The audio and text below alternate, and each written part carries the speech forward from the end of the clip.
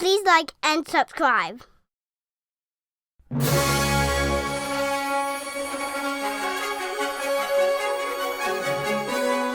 Welcome to Galactic Initiative. I'm your host, Jeff. Joining me for this video is Grand Admiral Sean. Welcome, Sean. Hello, my friend. I thought we should revisit a few things from Kennedy Film in recent months. We were consumed by Andor, so we neglected Tales of the Underworld on May 4th. The animated series wasn't a priority, and when we watched it, it confirmed our decision to focus on Andor.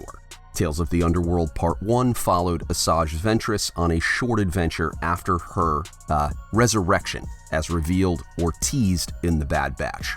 Dave Filoni loves to hide behind George Lucas when he retcons lore, which in this case was the novel Dark Disciple.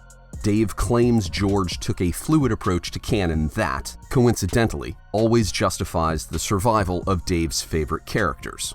Like Darth Sidious, he'll make it legal because he controls storytelling at Kennedy Film. Another survivor of Order 66, another unlikely partnership between former enemies, another Inquisitor. It's all been done.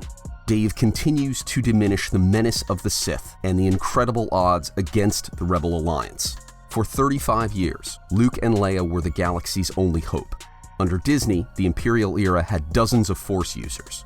They include Ahsoka, Quinlan Vos, Maul, Kanan Jarrus, Ezra Bridger, Barriss Offee, Cal Kestis, Ser Junda, Sabine Wren, Baylan Skoll, Shin Hati, Asajj Ventress, Lyco Strada, Grogu, and the Night Sisters. To accept the Filoniverse as canon, you must believe Darth Sidious and Darth Vader didn't detect these threats, and Darth Vader didn't eliminate these threats. The second half of Underworld presented Cad Bane's backstory. Two street urchins lured into a crime syndicate took divergent paths. Bane chose violence and vengeance. His former pal Nero became a lawman. A female was caught between them. Bane learned of his paternity after he killed Nero. No suspense because we knew Bane would win the gunfight. The sheriff had been caring for Bane's son since Bane went to prison. His girlfriend and best friend arranged his arrest in an effort to change his ways. Bane held a grudge and ultimately walked away from his baby mama and son. The end. I'm not a fan of content for content's sake. What were the takeaways? Why was Tales of the Underworld produced? So where do we start with this Tales of the whatever? The Cad Bane story. I know you're a huge Cad Bane fan and fascinating character, and it was wonderful in Clone Wars and all those things. And is like so many other characters in the Star Wars universe, when continually being handled by Dave Filoni, the value and the import of the character continues to diminish over time. There's a lot of talk in the larger Star Wars universe about like, oh, well, Andor was the backstory we never wanted, but then we got it and didn't realize we needed it. This particular animated story was none of that. We didn't want it, and after we got it, we still didn't want it. It was a rehash of so many other stories we've already seen in such a way that it wasn't even an homage to something. It was a direct ripoff. It was not a unique take on a particular story type or archetype or trope. The setting, it was really weird. It almost felt like a Bob's Burgers or a South Park kind of weird episode where they change up the animation or whatever, but it's the same characters, or any kind of movie about people growing up in like lower Manhattan in the 40s, but they just put alien heads on their bodies. It was very out of place, and in an attempt to try and make Star Wars look like something, like this lived-in universe thing that everybody talks about was so wonderful with Lucas, is not being executed well here. In an attempt to try and be different, they wound up not being different at all. That part was extremely disappointing. The Asajj Ventress thing was also disappointing, but for different reasons.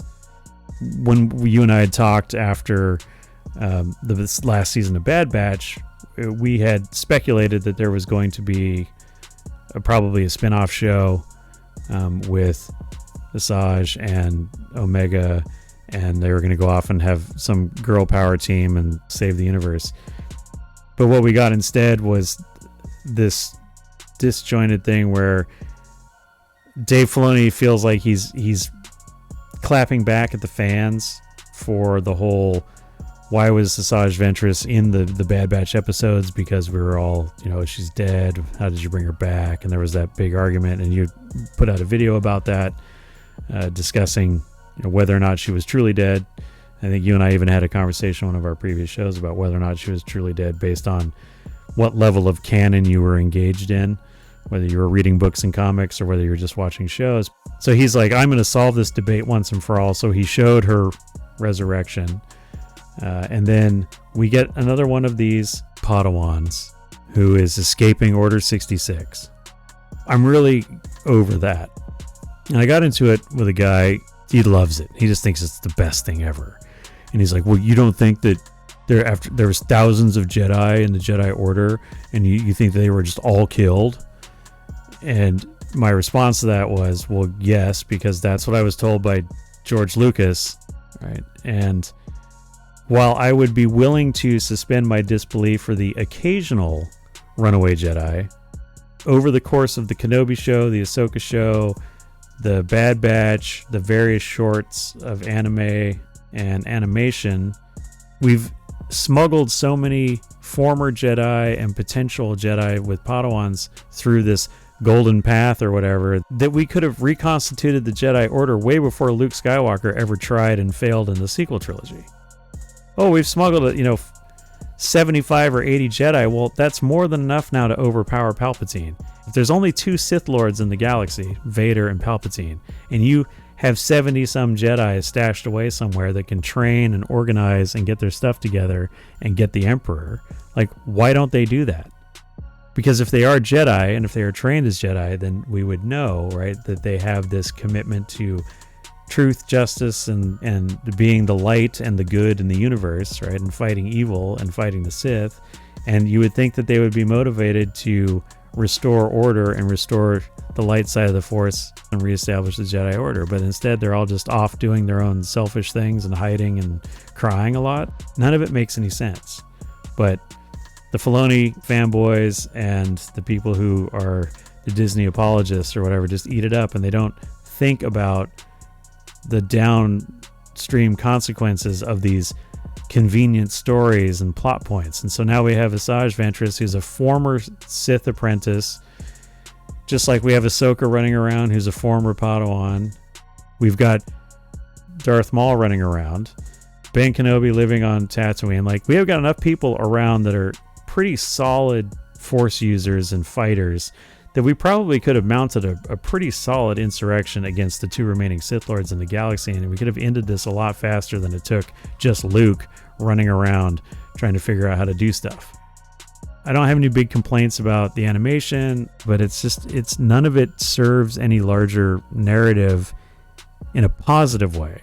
It winds up muddying the waters, and it winds up detracting from the canon and causing more problems than it solves. Amanda Stenberg had her diss track that she put out to the fans, and Dave Filoni has done his version with the resurrection of Asajj Ventress. I like your comment about, he'll make it canon, like whatever he wants. And to your point, these are some of his favorite characters outside of Ahsoka and Lothwolves. So of course, he's going to do whatever he wants to do to make them hang around and stay around the universe of Star Wars. But it also shows you a lack of higher order thinking. The entire Disney Star Wars universe right now is a series of, what would be cool moments put in a show. The wouldn't it be cool moments defy established mechanics of the universe, established plots and characters and powers, and then they just throw it all together and they slap a Star Wars label on it, and then they hand it to the fans, and the people who are actually paying attention and care about this stuff look at this and go, none of this makes any sense. And oh, by the way, did you think about what this means to the larger Star Wars universe? So now we have on a back planet somewhere, we have a bunch of dead witches that are more powerful than any Jedi who's ever existed. Yet we're told that the Force is the primary thing in the galaxy, and that Jedi and Sith are the ones that are supposed to be the wielders of this, both sides of this coin, right? Which is the power, the ultimate power in the universe. So now we got a third party that just shows up, and who knows what else is going to pop up. I mean, I've got all kinds of concerns about where season 2 of Ahsoka is going with this. And, are we going to get the father and the son and the daughter of the Force or whatever from the Mortis episodes? If we're going there, it's going to be more of the same, right? It's more witches, and, it's going to continue to diminish what has come before. Galactic Initiative is not authorized or endorsed by Lucasfilm Limited. The name Star Wars and all related materials are registered trademarks of Lucasfilm Limited, a subsidiary of the Walt Disney Company, all rights reserved. Galactic Initiative is a registered trademark, and other product and company names are trademarks of their respective holders. Use does not imply affiliation or endorsement.